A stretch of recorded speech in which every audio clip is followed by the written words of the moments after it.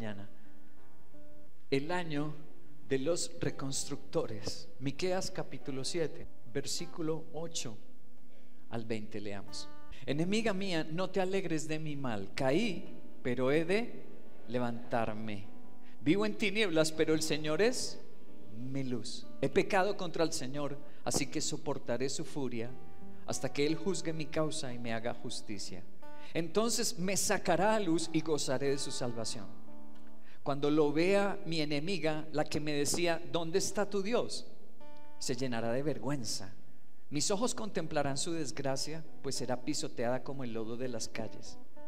El día que tus muros sean reconstruidos, será el momento de extender tus fronteras.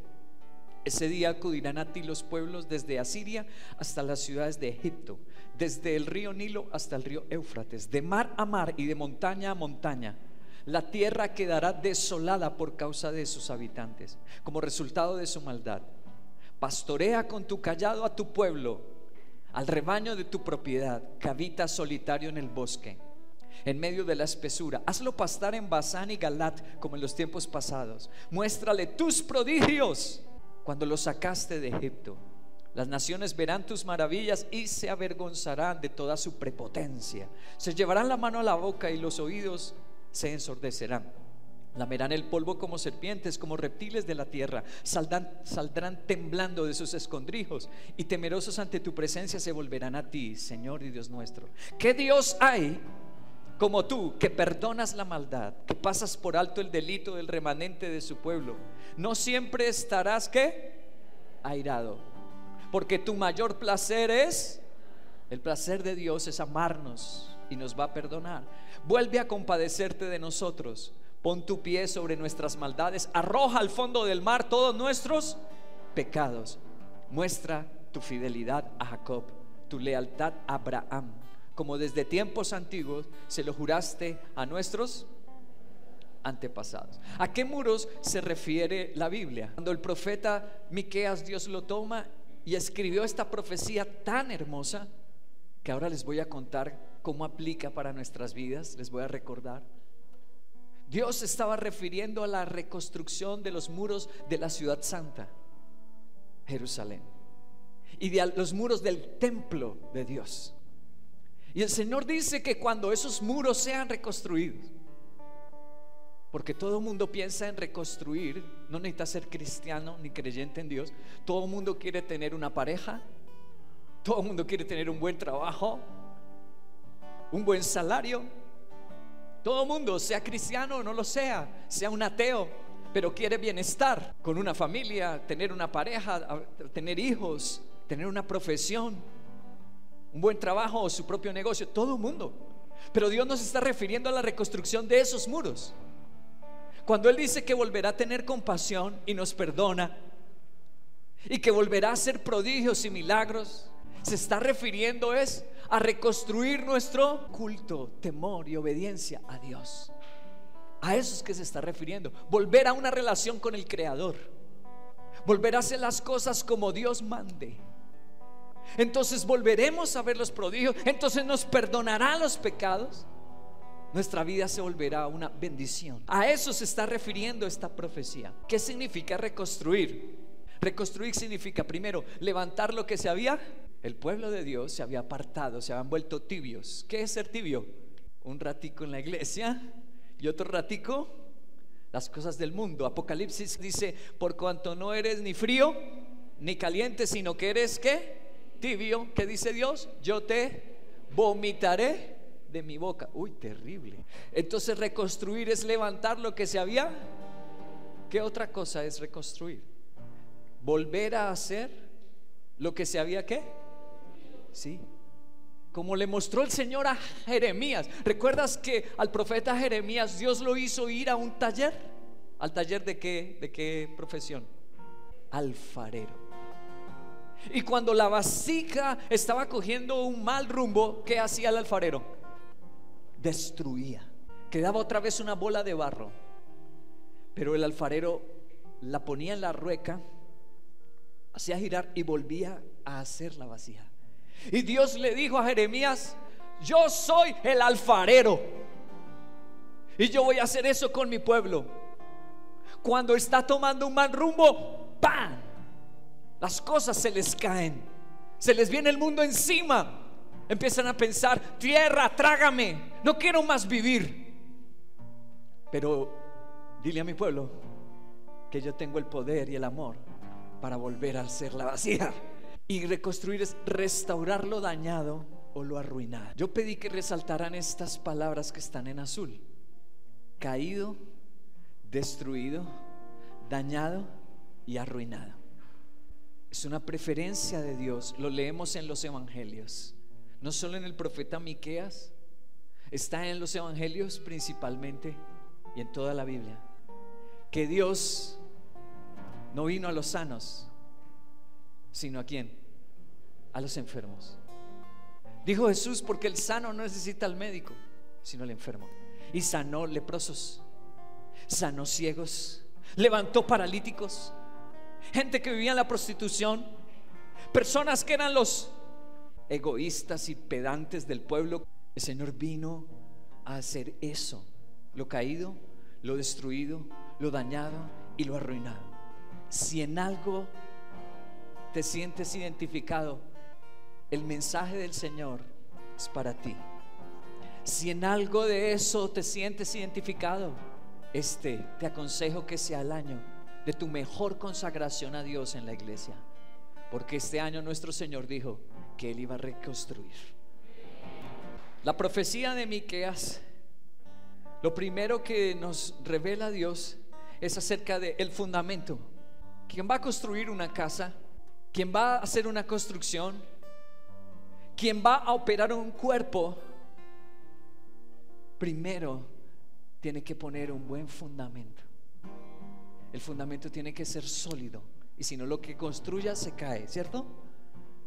Si uno no se preocupa de las bases sobre lo que va a construir, luego se cae. Así que la Biblia nos impulsa a primero poner el fundamento correcto. Yo quiero mostrarles de dónde era Miqueas. En el globo rojo tenemos a la ciudad de donde él era. Capítulo 1 de Miqueas, versículo 1 dice: esta es la palabra que el Señor le dirigió a Miqueas de Moreset. ¿De dónde era él? Moreset. Eso que está en el globo rojo, ahí queda Moreset. En la parte azul es el mar Mediterráneo, y un poquito arriba hacia la derecha se ve Jerusalén. ¿A cuántos kilómetros estaba de Jerusalén? A 35 kilómetros.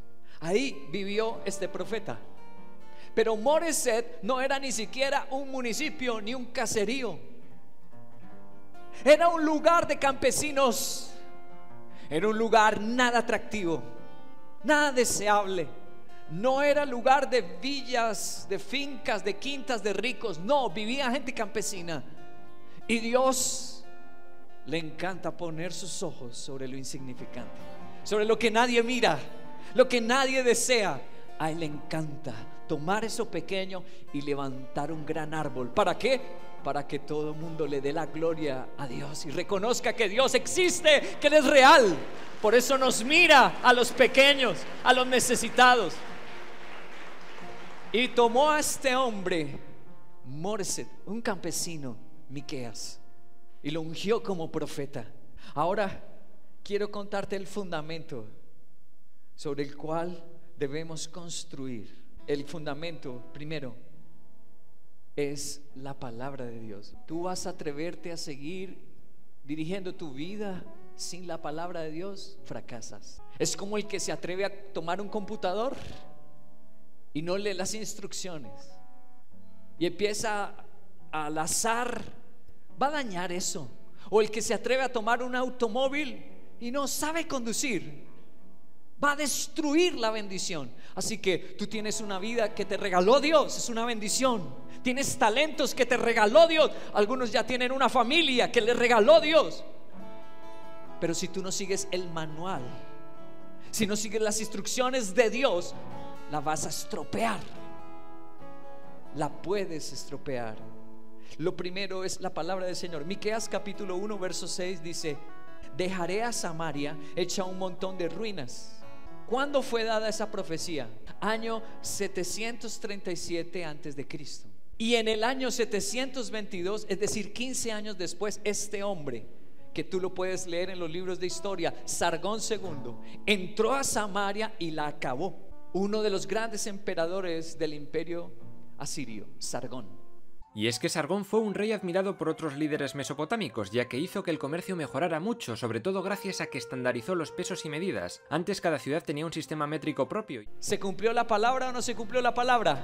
La historia nos demuestra que lo que Dios dijo se cumplió. Ahora vamos al capítulo 3, versículo 12, dice: por lo tanto, por culpa de ustedes, Sión será un campo arado, Jerusalén quedará en ruinas, y el monte del templo del Señor se volverá un matorral.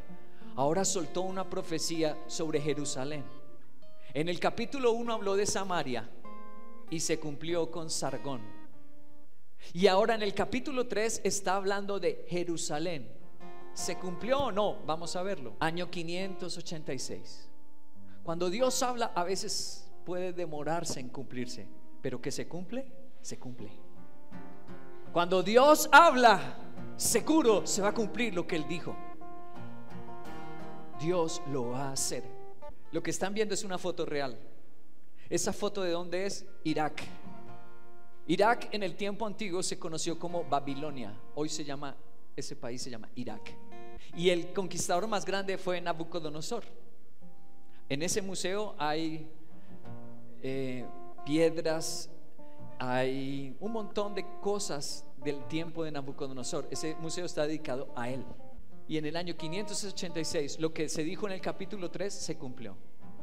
Ahora vamos al capítulo 5, verso 2. Pero de ti, Belén Efrata, pequeña entre los clanes de Judá, saldrá el que gobernará Israel. Sus orígenes se remontan hasta la antigüedad, hasta tiempos inmemorables. Y el versículo 4 dice: pero surgirá uno para pastorearlos con el poder del Señor, con la majestad del nombre del Señor su Dios, y vivirán seguros, porque Él dominará hasta los confines.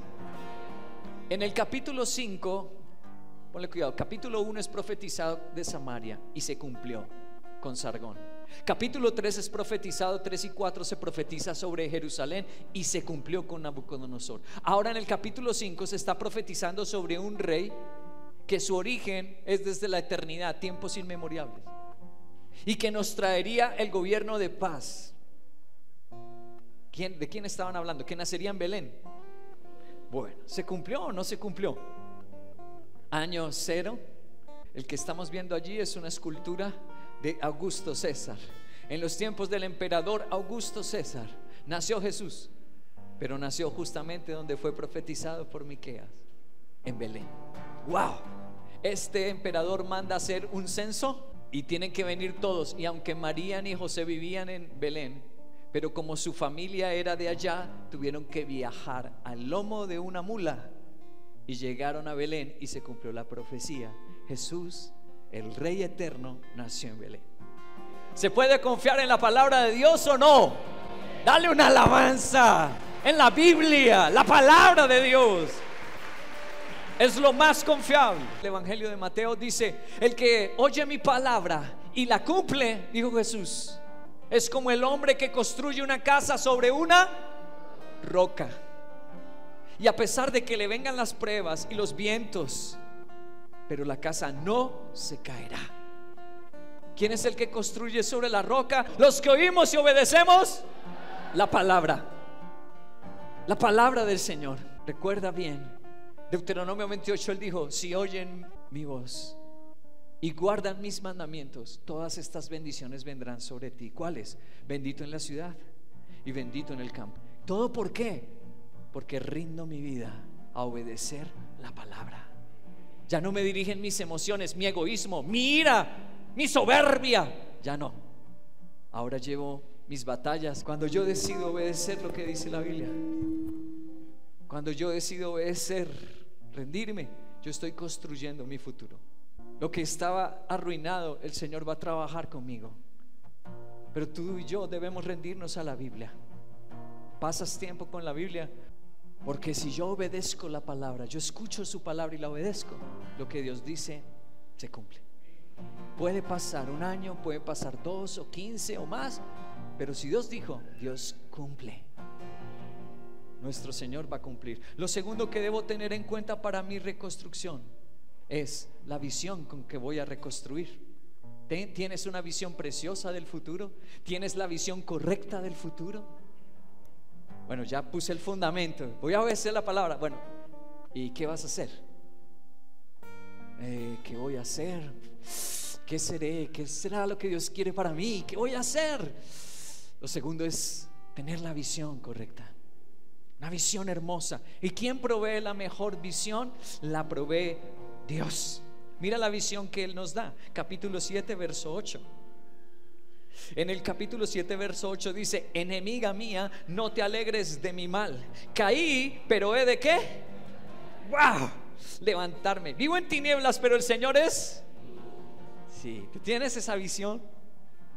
Se la transmitimos a nuestra familia cada día. Cuando nos levantamos ponemos la alabanza, de una vez vamos al equipo de sonido o a mi iPad, yo no sé qué usas. Prendes la música y le dices a la familia: vamos, nos vamos a levantar, Dios nos va a bendecir este año. Vamos a orar, vamos a la Inter. ¿Tú haces eso? ¿Tienes la visión correcta? ¿O pones esa música sucia del mundo que incita al adulterio, que invitan a la depresión? No pongas eso. ¿Qué te pasa? Eso nubla tu visión, eso daña tu cabeza. Pon las alabanzas al Señor, como estábamos cantando, que te impulsan a la fe, que te llevan a creer en un Dios poderoso, que te ayudan a conectarte con Dios y a orar, que te llevan a santificar tu vida. Ten la visión correcta. Dice: enemiga mía, caí, pero he levantarme. ¿Por qué? Porque el Señor es mi. Claro, ¿dónde más vamos a hallar milagros? ¿Quién hace milagros? ¿Mi empresa hace milagros? ¿Los hospitales hacen milagros? ¿Quién puede hacer milagros? El único que lo hace es ¿quién? Jesús de Nazaret. Y Él está vivo, resucitó, está entre nosotros. Le pedimos y nos da. Oramos, lo buscamos y lo encontramos. Él está vivo. Todos los apóstoles, unos decapitados, otros quemados vivos, todos los apóstoles los mataron con martirio. ¿Por qué? Porque dijeron esta verdad. Y les decían los gobernantes de Roma y los sacerdotes y religiosos de judíos, les decían: nieguen eso, eso es mentira, ustedes se robaron el cuerpo. Y ellos tenían hijos, tenían esposas, tenían una vida, y dijeron: no vamos a decir mentiras. Y se dejaron matar, asesinar cruelmente. Nadie puede sostener una mentira y dar su vida por una mentira, nadie. Pero todos, uno por uno, en diferentes lugares y condiciones terribles, todos dieron su vida porque dijeron: no podemos negarlo, Jesús está vivo.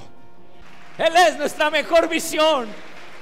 Él me puede tocar otra vez. Él está vivo. Dice el versículo 15, capítulo 7 de Miqueas: muéstrale los prodigios como cuando los sacaste de Egipto. Wow, qué visión nos está ofreciendo Dios, de un Dios que es capaz de hacer prodigios, cosas asombrosas. No, que tú no te vas a levantar. Si dependiera de mí, a lo mejor no, pero como dependo de Dios, Él sí puede. Ahora el versículo 16: las naciones verán tus maravillas. ¿Qué hace Dios? Maravillas. Dice que levanta, dice que hace prodigios, ahora dice que hace maravillas. Y el versículo 17 dice: lamerán el polvo como serpientes, como reptiles de la tierra saldrán temblando de sus escondrijos, y temerosos ante tu presencia se volverán a ti, Señor. Y es lo que Dios nos está diciendo. Por eso los cristianos, los hijos de Dios, no insultamos al presidente, no insultamos a la alcaldesa, no insultamos a la gente a nuestro alrededor. ¿Por qué? Dice que se pueden convertir y volver al Señor. Pero lo dice es la Biblia, no lo digo yo. Dice: lamerán el polvo como serpientes. Así sean personas terribles, el más terrible. Así que nosotros oramos por el presidente, oramos por la alcaldesa, oramos los que estamos en la universidad, oramos por los profesores, los que estamos en una empresa, oramos por los jefes y los compañeros. Nuestras armas son la oración y la fe. Tenemos la visión de Dios. El mal se vence con el bien. Las tinieblas se acaban con la luz, encendiendo la luz. Eso dice la Biblia. Primero, para reconstruir tenemos que tener el fundamento sólido y tenemos que tener la visión preciosa, la visión correcta. En tercer lugar, en la reconstrucción nos dice la Biblia que tenemos que tratar con esto. Hay algo que puede limitar, estropear esa nueva vida, ese nuevo proyecto, ese renacer. ¿Qué puede dañarlo? Yo ya puse el fundamento, ya estoy leyendo la Biblia todos los días, estoy haciendo mi devocional, estoy escuchando las alabanzas, estoy teniendo la visión correcta, pero ¿hay algo que me puede dañar? Sí, hay algo. Lo menciona esa profecía del capítulo 7. ¿Qué es lo que puede dañar la reconstrucción? En el versículo 9, capítulo 7 lo dice. Dice: he pecado contra el Señor, así que soportaré su furia hasta que Él juzgue mi causa y me haga justicia. Entonces me sacará a la luz y gozaré de su salvación. El versículo comienza con esta palabra que es la gran limitación, lo que puede destruir. He pecado. El pecado consentido, el pecado planeado, porque en realidad todos pecamos. Pecamos por debilidad, pecamos por descuido, pero otra cosa es planearlo. Otra cosa es desearlo, planearlo y decir: sí, me voy a tomar unas y no me importa que la Biblia lo prohíba, lo voy a hacer. Sí, voy a fornicar, a ver pornografía y no importa que la Biblia diga que no. Eso es otra cosa. Eso es soberbia, eso es orgullo. El que lo hace voluntariamente, lo planea, lo busca. Uno puede fallar, todos fallamos, por supuesto. Primera de Juan dice: hijitos, estas cosas les he hablado para que no pequen, pero si alguno comete pecado, abogado tenemos con el Padre, a Jesucristo el justo. Y si confesamos nuestros pecados, Él es fiel y justo, que perdonará nuestros pecados y nos limpiará de toda maldad. La Biblia dice: hijitos, esto les hablo para que no pequen. Pero como somos débiles y cometemos pecados por debilidad, entonces vengan rápido a la oración, que Jesucristo nos perdonará. Eso es lo que dice la Biblia. Proverbios dice: el que encubre su pecado no prosperará, pero el que lo confiesa y se aparta del pecado, ¿alcanzará qué? Gracias a Dios por su misericordia, gracias a Dios por su perdón. Déjate corregir. Recuerda bien lo que dice la Biblia, que el humilde Dios, sí, el que se humilla, Dios lo exalta, pero el que se enaltece, ¿Dios qué? Dios lo humilla. Querido, es mejor escoger el camino que está diciéndonos Miqueas a través de este versículo. Soportaré, aceptaré la corrección. ¿Por qué? Porque después me va a levantar, nos bendecirá. Aceptemos la corrección. Si somos soberbios, es una grieta.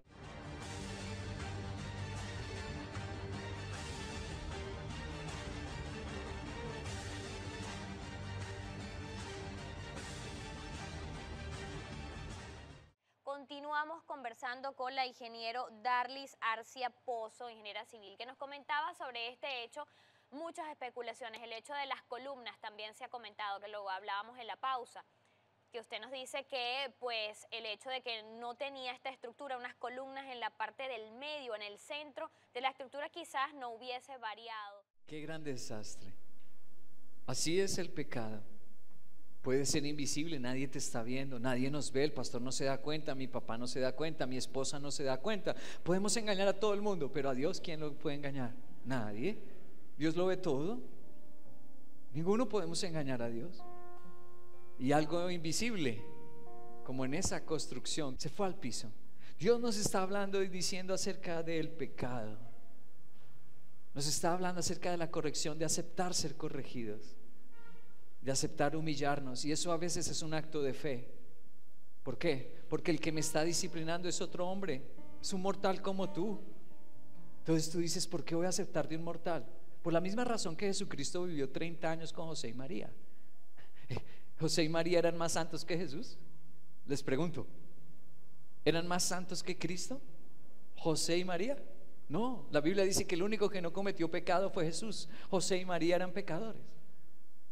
¿José y María eran más sabios que Jesús? Cuando se perdió en el templo a los 12 años, dejó callados a todos los maestros de la ley. Él era Dios y los dejó callados a los 12 años, a los maestros más expertos y ancianos de la ley. Entonces, ¿por qué vivió obediente y sometido 30 años? ¿Por qué? Si era más santo, más sabio, más poderoso. ¿José hizo alguna vez algún milagro? ¿José o María? Jesús sí, caminó sobre el agua, multiplicó peces y panes, resucitó un muerto de 4 días que ya estaba descompuesto, hizo milagros sobre la biología y también sobre su alma, hizo venirla del más allá. ¡Wow! Entonces, ¿por qué 30 años? Jesús dijo: aprendan de mí que soy manso y humilde de corazón y hallarán descanso para su alma. Hagamos caso, sométete y acepta la corrección. Déjate corregir. ¿Por qué? Porque Dios usa los José y las Marías. Son una herramienta de Dios.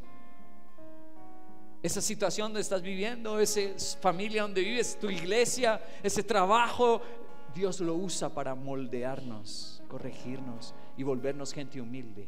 Voy a concluir. Miqueas capítulo 7 verso 11 dice: el día que tus muros sean reconstruidos será el momento de extender tus fronteras. Recuerden a qué muros se está refiriendo la Biblia: la ciudad santa y del templo. De la ciudad santa y del templo. El método de Dios no es que seas un vago espiritual.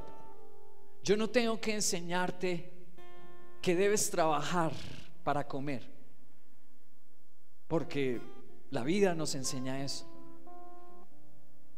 No debo enseñarte que debes descansar, porque tu cuerpo se cansa y llega un momento donde tú ya no das más. Yo no debo enseñarte esas cosas. Pero hay algo que sí debemos aprender, y es reconstruir las cosas de Dios, mi relación con Él, mi respeto, mi servicio, mi adoración. Es como a un niño. ¿Tú tienes que enseñarle a un niño a ser egoísta? No, tú no le enseñas eso. Él coge algo y si se lo vienen a quitar, ¿qué hace él? A veces hasta su propia mamá, ¿cierto?, lo acaba de amamantar, de dar de comer, y algo no le gustó y saca la mano y ¡pum! Increíble. A un bebé no hay que enseñarle el mal, porque dice la Biblia: en pecado me concibió mi madre, dice la Escritura, la Biblia. Pero lo bueno sí hay que enseñarlo. A compartir sí hay que enseñar, a respetar sí hay que enseñar, a la humildad sí hay que enseñar. Y Dios, el método de Él es que tú reconstruyas, pero con el método de Dios, una vida devocional. Tienes que pedirle al Señor que te enamore de orar. Le pedimos que nos enamore de la persona correcta, que es Señor para casarme, que nos enamore y nos guste el trabajo al que nos vamos a dedicar, pero a veces no le pedimos que nos enamore de orar, de la Biblia. Y eso es fundamental, Juan Carlos. Si quieres que Dios mire, trinca y bendiga, hay que salir de nuestra inmadurez y tibieza y volvernos unos creyentes serios con Dios, que tomamos en serio nuestras disciplinas espirituales. Luego el versículo 14 dice: pastorea con tu cayado a tu pueblo, al rebaño de tu propiedad, que habita solitario en el bosque, en medio de la espesura. Dios dice que quiere que nosotros nos comportemos como el primer animalito de la imagen. La oveja se deja guiar. Dios dice finalmente que su método es el pastoreo. Si yo acepto ser su ovejita, como dice el Salmo 23, ustedes se lo saben de memoria: si el Señor es mi pastor, nada me va a faltar. Nada me faltará si el Señor es mi. Tú te estás comportando como ovejita. Vamos a tomar una decisión este año. Un pastor amigo me envió, yo no sé si ustedes también lo han visto, porque creo que se ha difundido bastante en la noticia. Israel descubre un nuevo río gracias a un viajero. El río secreto de Israel es el nombre con el que fue bautizado un nuevo río recién descubierto en ese país de Medio Oriente. Descubrimiento en el desierto de Israel apunta a una profecía de Isaías. Un equipo internacional de científicos estadounidenses e israelíes acaban de descubrir el origen de un reservorio gigante de agua dulce que se formó bajo el desierto del Negev. Bueno, en un desierto, un río. Interesante. Y esa es una de las profecías de Isaías, sí, que Dios haría brotar agua del desierto. Entonces algunos aseguran que es cumplimiento de una profecía. Pero la forma en que la reflexión que trajo un teólogo me pareció muy interesante. La reflexión que él trajo de la lección que debemos aprender de Dios al permitir que en este tiempo se descubriera ese río. Y tanta gente antes que nos ha precedido, ¿por qué no lo descubrieron? Miremos el video. Esta semana amanecieron en Israel con una noticia inusual. Se descubrió un nuevo río, enorme y bello, en este país pequeño y maravilloso, el cual recibió el nombre el río secreto de Israel. Vivimos en el siglo XXI, un siglo donde uno siente que ya no quedó más nada que descubrir. Quizás unos microbios, unos insectos que se escaparon del ojo. Y debemos preguntarnos, ¿cómo puede ser que algo tan grande nadie lo vio hasta hoy? Y la respuesta única para mí es, nadie en la vida ve nada hasta que Dios no decide que se vea.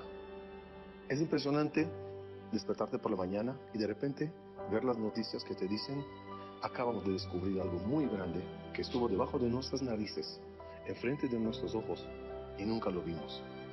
Así es la vida.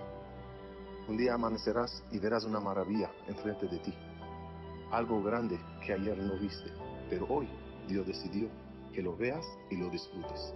Ojalá que Dios abra los ojos a todos nosotros y cada día que amanezcamos veamos maravillas y cosas nuevas delante de nuestros ojos, debajo de nuestras narices y a nuestro alcance. Baruch atah Hashem, Pokeach Ivrim. Bendito Dios que abre los ojos a los ciegos para que vean. Dios abre los ojos de los ciegos para que vean. Un río gigantesco y nadie lo vio antes, ¿no? Porque nadie puede ver nada sino hasta que Dios abre los ojos y decide que lo vean. Y esto me puso a soñar y dije, ¿cuántas cosas tendrá reservadas Dios para mí? Para la iglesia ver acá, para mis hijos, para mi familia. ¿Cuántas cosas tendrá reservada Dios? Pero si yo no persevero, si yo no lo sigo, tal vez me pierda de ellas. Si persevero, vendrá el tiempo donde Dios me abra mis ojos y voy a ver lo que antes no había visto. Este año 2020 el Señor nos dio esta hermosa promesa de la reconstrucción. Hagámoslo como Él lo dice y terminaremos el año pasando aquí al frente y dando testimonio de que Dios no miente, Él cumple su palabra.